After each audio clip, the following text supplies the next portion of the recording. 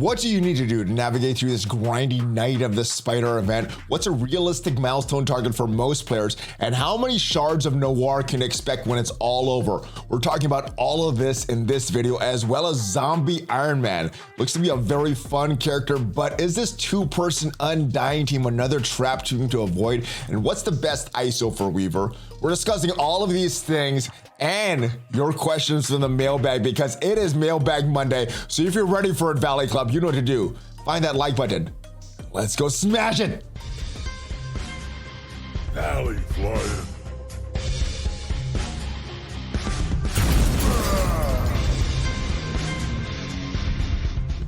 Hello.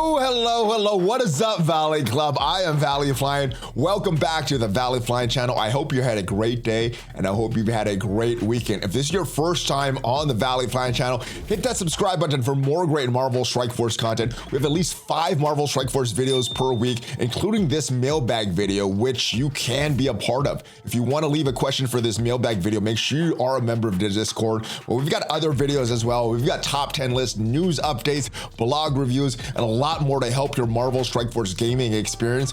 And we also do fun things as well on this channel. This past weekend, I competed in my jiu-jitsu tournament, my first tournament doing no-gi. And if you want to check out that match, very fun match, check it out in the video that I uploaded this morning right here. So that is what else we do on this channel, but you guys are here for the mailbag and to figure out this trashy, grindy milestone event for Spider-Noir. It seems like we're having to grind more and more, and we're getting less shards for it. So let's go take a look at this event right now in game. It is the night of the Spider event, and you can get some pretty good stuff here. We got some shards for some unlimited X-Men, which is good. We have some actual shards for Noir, which is appropriate for his free-to-play release method. And we got a lot of milestones. We got a lot of good stuff. We got a lot that go all the way down to milestone 40, but is this really something that most players can expect? Well, to score in this event, you're gonna need to spend campaign energy, and that's the big X factor in this. If you're gonna be completing all the milestones, you're gonna need to spend a lot on campaign energy or just pay to get the rest of these milestones. Also war battles, but there are a limited amount of wars and war battles. If you max out all your milestones, or if you max out all of your attacks, including all the purchase attacks by refreshing that Blitz store, you can do 14 battles per war, 3 wars during this 7-day period. So there is a limit on how much you can score for war. And we did see from the data mines that the first piece of evidence was related to Ghost Rider, was directly related to his Blitz right here. On his first few set of Blitz milestones, well, there is the Night of the Spider event milestone. We still have 6 more to come, more points to collect, but this is where the first one is, guys. But if you get all of these evidence, there's only 7 days of them. That is 21,000 points that you could get. That's assuming that you don't miss any. And if you want to max out everything, that is 200,000 points. What is a realistic number though? Well, let's go take a look at this Spider Shadow milestone. This is for winning in Crucible battles.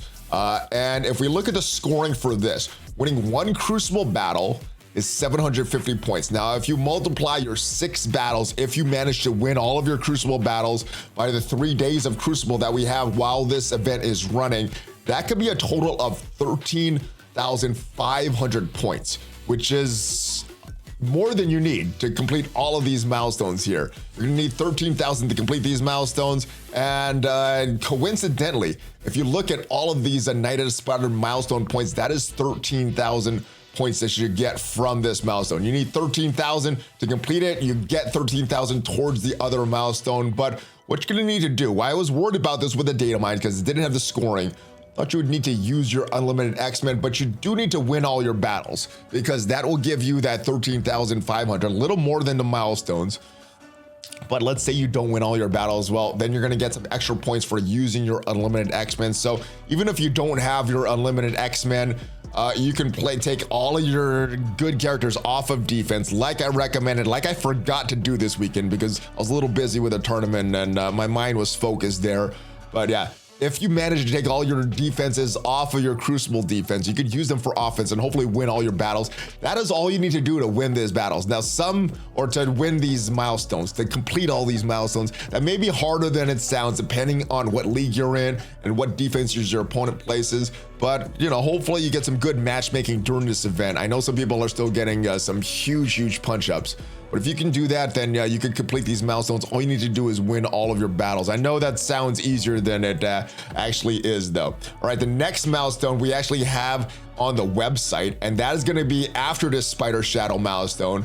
That is this hard-boiled milestone, and to get this, you're gonna need to win blitz matches. Yes, you're gonna need to grind a lot of blitz, but assuming you are gonna grind out the blitz, you can get a lot of points during this event. This goes live right after the Spider Shadow milestone ends. So right after the Crucible milestone ends, that is when we could expect the thing for this Spider Shadow milestone. And to get all of these points, like I said, you're gonna need to win at Blitz. If you have your unlimited X-Men at star rank, not gear rank, unfortunately, you will get more points for that. And the total that you can get for this hard-boiled blitzing event that goes live afterwards, you're gonna get 17,400 points, which means with the 2 in-game milestones, that's gonna be 30,400 points. If you add in the Trail of Web's web milestone, which we're gonna take a look at right here, the web milestone is this one, and to score for that, you need to win raid battles. 8 raid battles per day is what you would need to get this, and that gives you 800 points towards the milestones in game, the major milestone for the Night of the Spider event. The Trail of Webs gives you 5,600 web milestone points if you do all of them, which means that if you get all of the in-game milestones and the web milestones, that is gonna be 36,000 points. And then if you add in that evidence that we talked about for the clues, getting those clues, well, that will give you another 21,000 points. So if you add all of that up, that will give you 57,000 points. So complete this, complete the other one, complete your web milestones, and collect all the evidence. That should get you pretty far in this without even spending any energy. That's gonna get you all the way down to milestone 29. So a little bit short of milestone 30. Now, the rest of that, like I said, you're gonna need to make that up with campaign energy and war battles, but there is a limit to how many war battles that you could get. If you're doing 36 war battles, which is 12 battles per war, that's gonna give you 10,000 points. But if you're doing all 14 attacks using cores to refresh that blitz store so that you get your the raid attack, or the war attack energy, that's gonna give you 12,600 points for this, which gives you a little further along. And if you're spending energy, let's say you're spending a little bit more than normal, going up to that 1,000 energy per day. Obviously, you can spend more or less than that. You're gonna get less points if you spend less and more points if you spend more. That's gonna give you 28,000 points for energy for the event. If you do that 1,000 energy per day, that's gonna give you 4,000 points per day, times 7, 28,000 points, which means that, for the total of all of this, if you do all that stuff, spending 1,000 energy per day, 14 battles per war, collecting all the evidence, all that milestone, that should give you 97,600 points throughout this whole event. And that should get you through milestone 35, which is 120 shards for Spider-Noir, which is a lot of grinding, a lot of work throughout the week just to get 120 shards. I remember when you would get more than that just from 3 days of blitzing.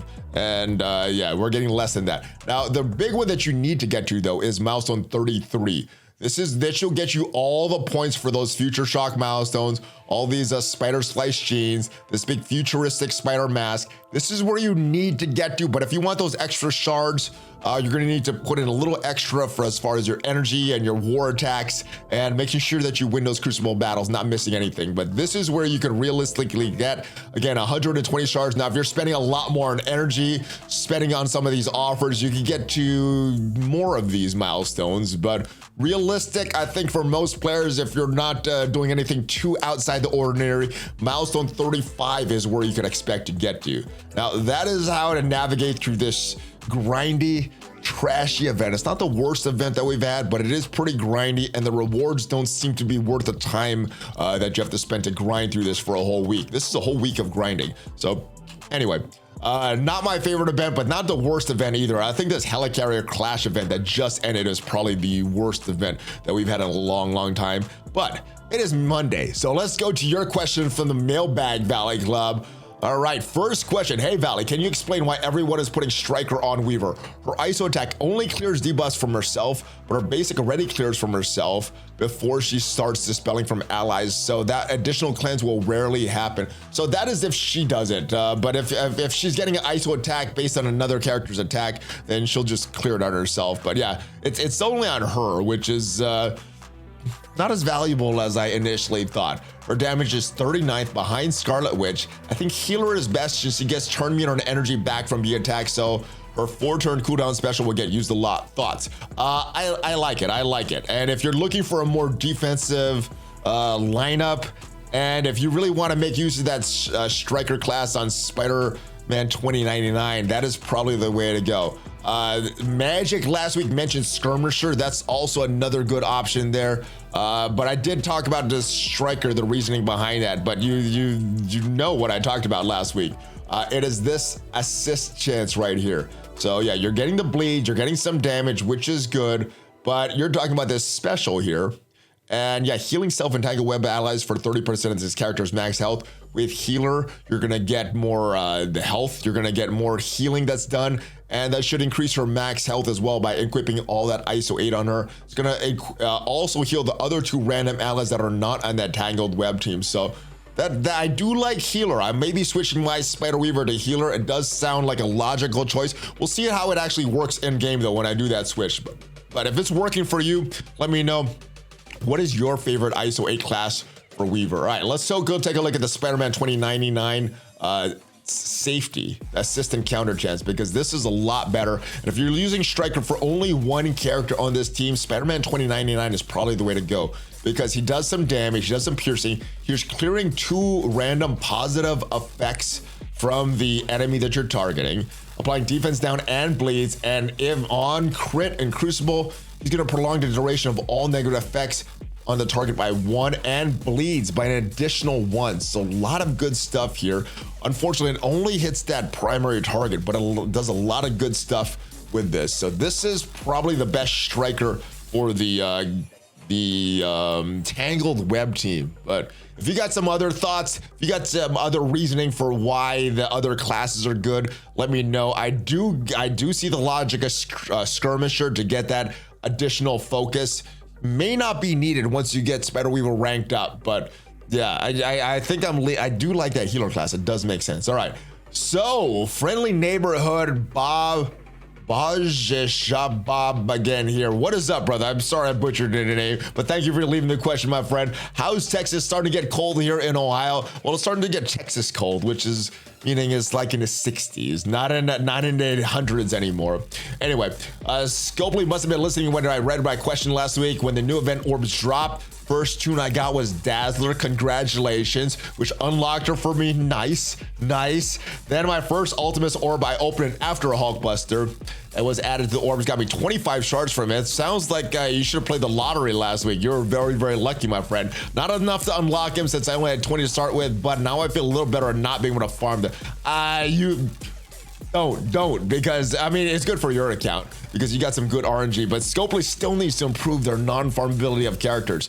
Don't let that good RNG fool you, brother. The farmability of these still sucks, all of these characters. I have Dazzler at level 80, T14 abilities max, and my unlimited X-Men is complete, helping me at Crucible. Hopefully I continue to get the shards that I need now that I have some ability to get them. Well, sort of. I mean, you need luck to get them, so that's not really an ability to get them, so it's good, but I wouldn't rely on that being consistent.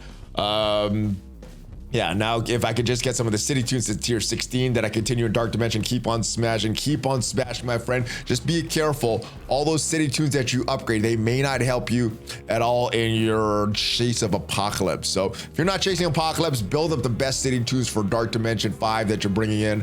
But if you are chasing Apocalypse, you may want to use that tier 16 very, very sparingly, my friend. All right, what's the good word, Valley? I know Die Hard is your favorite Christmas movie. It's one of my favorites. You know, The Christmas Story and National Lampoon's Christmas Vacation all still need to be mentioned because those are fun movies that I like.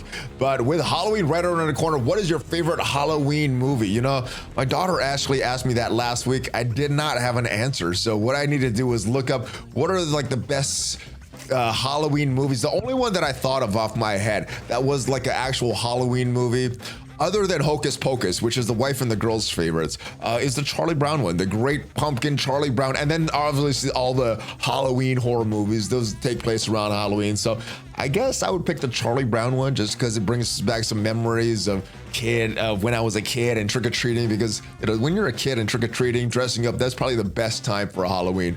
But some other ones that were on the list, they were sort of horror movies. So I gotta pick Ghostbusters. It's not really a horror movie. I think it's more of a comedy, but it's a fun movie, and I would watch that around Halloween as well. And then one of my favorite ones, horror movies that I haven't seen in a while, The Sixth Sense. I'm not sure how it holds up today, but I know back when I saw it back in there, I really, really enjoyed it.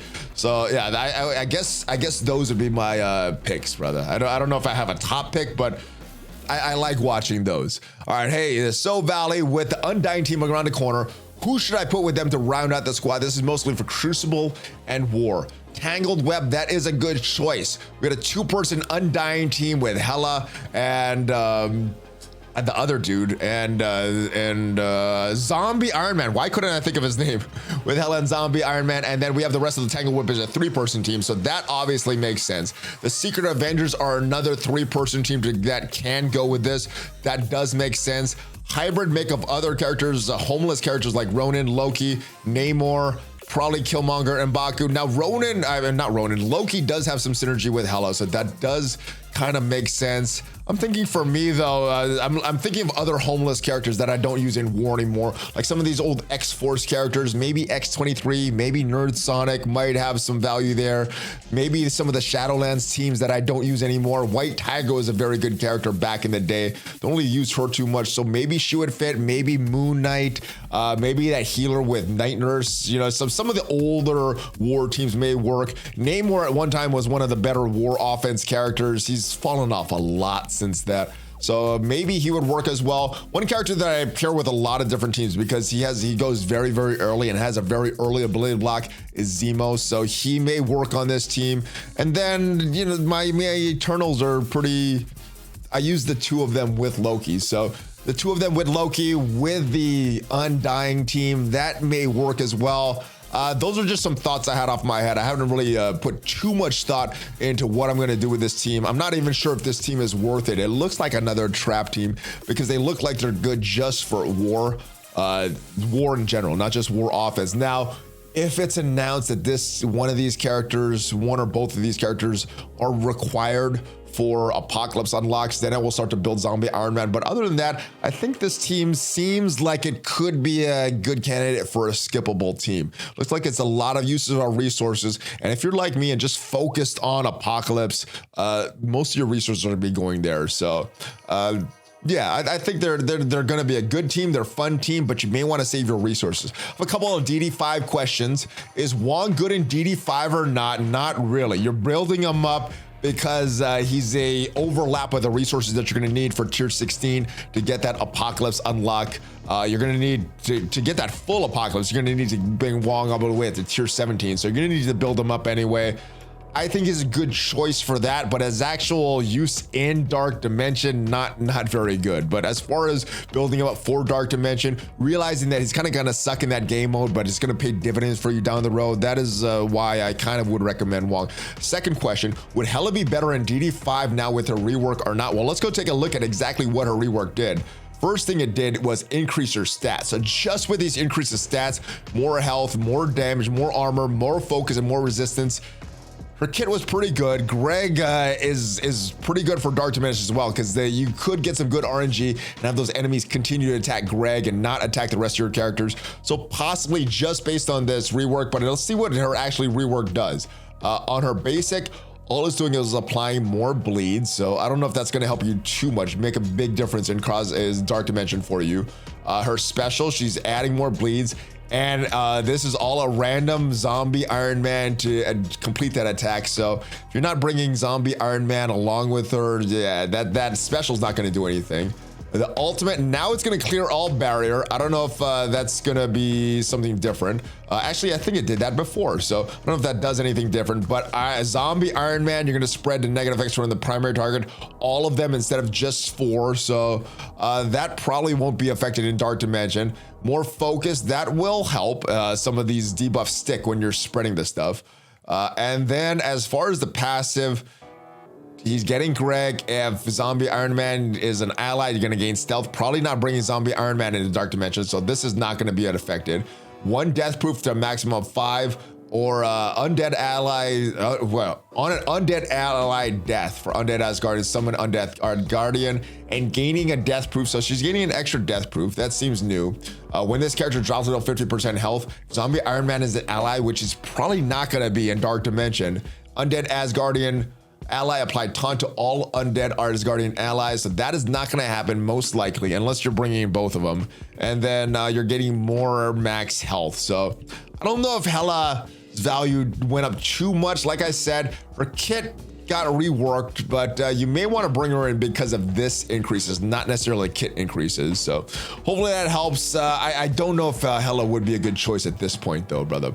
All right, hey Valley, just wondering, instead of having to blitz 1,000,000 times a day, do you think the devs could reuse Dark Dimensions? They could put rewards in there for a month-long events. At least this would be something different and have to do less blitzing. Man, just less low quality time in the game. One of the biggest uses of low quality time, just logging in just for the sake of logging in, is blitz. It's a very boring game mode. It's not a fun game mode. It's a grindy game mode, which doesn't give the players fun, but it gives Scopely and Boundless the metrics that they're looking at for their investors and their shareholders and all that, of all the players logging in. So it does what they want, doesn't give us the fun, doesn't do what we want. So I think they do that for a very specific reason. They could have done this and changed things up and stopped adding these blitzes a long time ago, and I thought they did for a while, but ever since that Hulkbuster event, it's just been rough with these blitzing events. Hey Valley, question on how hard I should go with the Bionic Avengers.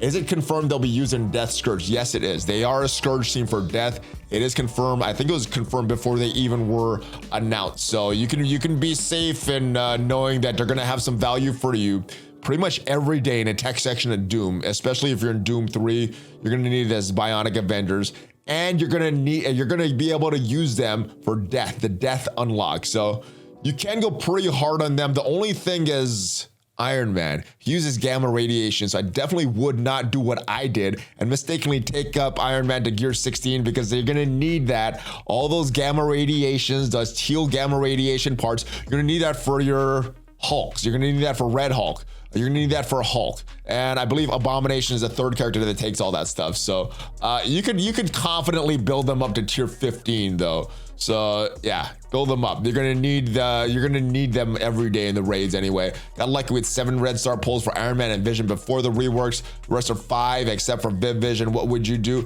I would build them up to tier 15 confidently. The rest of the characters, look at their uniques, see how many you have, see if other characters need that, and if they don't, then build those characters up to tier 16 as well. But Iron Man, I would leave at tier 15, so you're not using that teal stuff on him.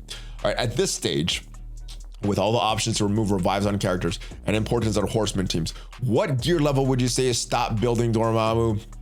I think it's very necessary right now to save a lot of your teal gear if you're in that chase for Apocalypse. So just like with the Bionic Avengers, I would also say you're pretty safe to go all the way up to gear 16. You could, if you have the training mats and gold, build them up to level 90. You may want to increase that to gear 16 based on how often you're using Dormammu in other game modes. There are some people that could remove the revives, but that's not really prevalent. I know Red Hulk does that on one character. I know there's characters that do that in Crucible, but I don't think that they have nerfed Dormammu in most of the game modes. Yes, Red Hulk. Yes, Crucible with those hero mutants, but yeah, I think you're safe to keep building him to tier 15. If you want to put that stuff in him, you have the uniques, you don't need them for other characters, then you could continue to build them at 16. But I say for most characters, you're pretty safe building them, all of them up to tier 15 for that. Hey, ValleyFlyin, long time viewer. Hope you all is well with you and the family. Thank you, my brother. More of an observation than a question. Scopely has got us manipulated to the max. How have you noticed how they keep moving the target for the milestones? Yeah. It's like we do good on these events and they're like, no, you're not supposed to do that good. You're supposed to spend. Let's make these even harder. Let's make you grind even more. Let's make it even more painful for you to blitz through these events so that you don't enjoy it and you just say, screw it, I want to spend to get this over with. That's what they're doing. It's very obvious. It's very obvious what they're doing. They quickly went from earning credits, particularly for war and raids, as everybody began hoarding this to get rid of this head start. The last one requires participation across so many game modes at once. Yeah. This Night of the Spider one is pretty crazy about how many game modes you need. I mean, we talked about Crucible, War, we talked about the raids, pretty much everything that you need. You're blitzing as well, crazy amount of blitzing, spending campaign energy. Used to be able to ease up on certain modes, but not now. Blitz, War, Raid, Cosmic Crucible, all contributing to a single overarching event. Yes, a single overarching weekly event, which all contributes to this month-long event, which the rewards, the juice is not worth the squeeze for all of these events. And I don't know if that's by design for Scopely or if they don't play their game as much, but yeah, I think a lot of what we had in this is the War, and the Crucible, the defenses. They were trying to ease up on the defenses, especially in War, it seems like, but all their offensive teams that they made are actually very good on defense as well, so they made it even worse. And then the Crucible stuff, I'm not sure if they tested all the hero mutant stuff that they added and the Weaver stuff, because that is not fun. My goodness. All right, next question. Every time players find a way to succeed free to play, they change the rules. First step was nerfing the mail for 30 days to 7 days. They don't want players to succeed without FOMO and positively saying, Magic, you are exactly right on that one. Yeah, they want players to spend as much as possible. And that's what they're supposed to do. Our jobs is to try to have fun without spending, or if it's going to increase your fun in a decent ratio, then spend. But if it's not going to and you're just spending because you got that FOMO, then don't see.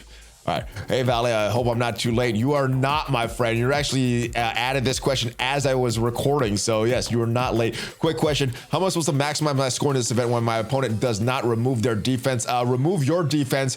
Don't worry about the Crucible wins this week. Like I said, I forgot to do that with my Crucible battles, so it may be too late for round 1, trial 1, but do that for trial 2, trial 3. Hopefully the stars that you have on your unlimited X-Men can make up for not being able to do full clears if you're not able to full clear today. I have 16 Eternals, 15 Milf, Heartless, Zemo in the same room, and that alone is a problem since my Rogue and Dazzler are all still purple gear. Oh, they have 16 Eternals, yeah.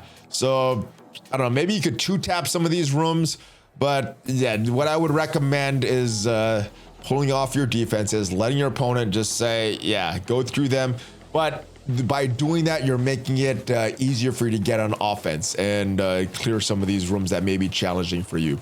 So that is it, guys. That is what we got. That is it for this grindy event. Let me know what you're gonna do, what you're shooting for as far as milestones for this event. That is my thoughts on this Undying team. It looks like a trap. I probably wouldn't invest too hard in this unless it's announced later that Zombie, Iron Man, or Hela, or both are required for Apocalypse. And yeah, the rest of your questions on the mailbag. Thank you everybody that left a question. Looks like we just had some comments this week, but thank you for everybody that left a question. And if you want to leave your question for a future one of these Monday mailbag videos, like I said, make sure you are a member of the Discord. The link is down below. I will see you guys next time. And if you haven't checked out my jiu-jitsu match, check it out. I thought I improved a lot, so I want to get your comments on that. Have a great rest of your day. Stay safe. Give me that Hulk fist before you go, and have yourself a great week, guys. There it is. Hulk fist bump, ValleyFlyin out. Have a great one, guys.